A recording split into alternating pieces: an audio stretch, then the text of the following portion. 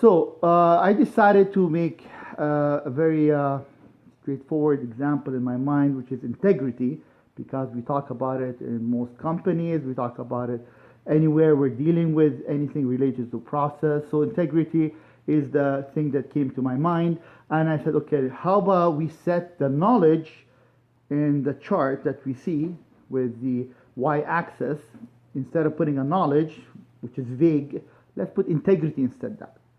Let's set it to be an integrity.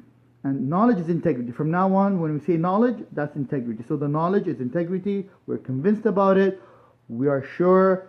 I think it's the right thing to do. We should, be compliant with integrity. So we're convinced. That's the first step, that knowledge is correct.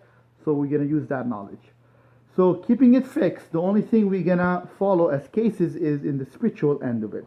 So when I say spiritual, is actually compliance of the knowledge that you're convinced with, which is integrity. So I have three cases. Actually, it's two cases. First case, which is case number 2, it just defines the starting point.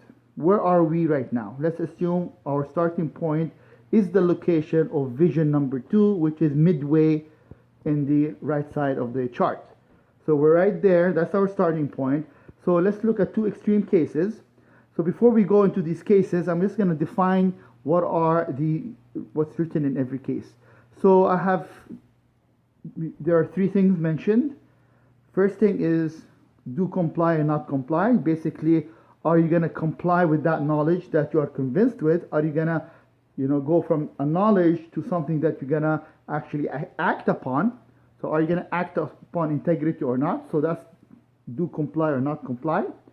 The next thing is the state of the heart, positive heart or negative heart. That means that are you feeling positively about complying with that knowledge, which is integrity, or you feel negatively about it? You don't feel good about it. I don't feel good about, I know it's the right thing, but I don't really feel good about complying with integrity. That's the heart state. And then you have the influence, positive influence and negative influence.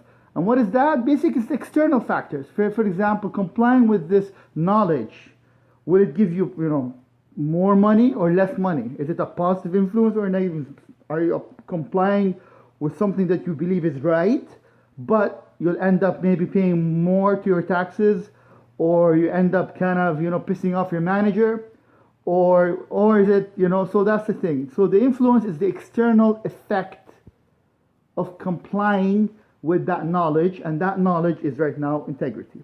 Okay? So we go back again. The three things that's mentioned in each case is, are you going to comply or not? When you are complying, is your heart feeling good about it or not good about it? And is the factors externally happening, is it positive or negative when you are complying with that knowledge, which is integrity? Okay? So case number 1 is the positive case of it, which is extreme in a way, but still positive. That means that I'm going to comply because I know it's the right thing. I want to comply with this integrity thing on the transaction that you're going to do it, but your heart feels negative about it. I mean, I know it's the right thing, but I don't feel good about it. And also, I know I have to end up paying $2,000 extra to my taxes, let's say. So it's a negative influence. So kind of it's a very tough state. I know the right thing is to be, complying with integrity, but I don't feel good about it. And the factors outside there, it's not helping me. Are you willing, even though it's all negative in front of you, are you willing to kind of push forward to what you think is the right thing to do? Or are you going to submit to it? And that's the idea. If you actually do comply, even though you have all these negative things in front of you, that's when you get inflated from, which is the state that you're in, which is vision number 2, in the middle. You're going to be inflated to vision number 3. And when you get inflated, you're going to see life in a much wider perspective. Maybe not right away. You're going to be in pain at the beginning. But once you get out of that pain, the short-term pain, the final effect that you're going to understand life and you're going to understand things that you never understood it before. Something amazing. Okay? And so this is actually the first case, which is complying even though everything is negative towards you. The other case of it, which is the extreme opposite side of it, is that you're not going to comply. Okay, even though you feel good about it, you feel good about doing the integrity, but you're not going to comply because you have this negative influence in it. You got to ship something. You got to, pay extra money if you actually comply. You'd love to comply, but the external factors is against you. And you're like, you know what, I want this external stuff, I want the money, I want whatever. I'm going to just do the wrong thing. I know it's the wrong thing. And I used to feel good about it. So what's going to do is going to suppress you and deflate you and actually moves you from vision number 2 where you started, and you're going to be deflated to the position of vision number 1. Not right away, but that's what's going to happen, and without even noticing it, because your positive heart is going to deflate and you're going to go to vision number 1, your vision or what you see about life is going to narrow. And unfortunately, once it narrows, unless you kind of react right away to come back, if you start sticking into doing the wrong thing again and again, then you're going to solidify your position there and become harder to come back, and even probably going to forget how it used to be when you come back again. Okay?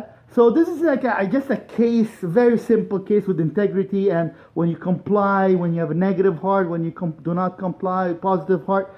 So all that stuff just shows you how that chart works. Of course, much more complex because much more variables happening. Knowledge is much more wider, and spirituality as well. It's kind of, I took it in a very simple situation. But the idea is that if you keep one, end of it, knowledge fixed, with spirituality you can get deflated and inflated. But in reality, of course, if you add knowledge, then of course the chart becomes much more complex. But the idea is to kind of understand what's the meaning of that diagram and how you are actually seeing life from a wider perspective or a narrower perspective, just to only playing with spirituality.